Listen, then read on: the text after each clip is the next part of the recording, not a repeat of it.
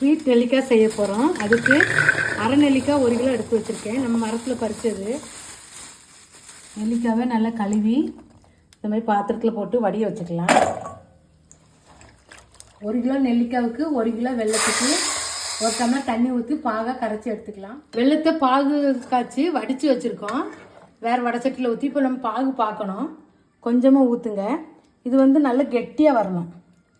பாருங்கள், இந்த மாதிரி உருட்டணும். கல் பதம் வரணும். இதை எடுத்து அப்படி ஒட்டிக்கிட்டு பாருங்கள், கல் மாதிரி. இந்த இருக்குல்ல, மிட்டாய் பதத்துக்கு வரணும்.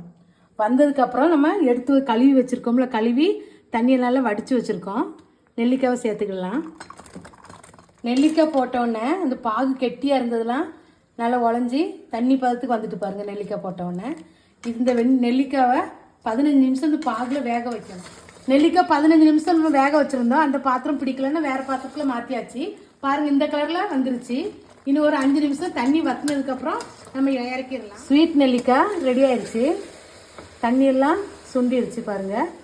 சூப்பராக இருக்கு பாருங்கள். அரை நெல்லிக்காய் ஸ்வீட் நம்ம சூப்பராக ரெடி பண்ணியாச்சு. இது ஜாம் மாதிரி யூஸ் பண்ணிக்கலாம்.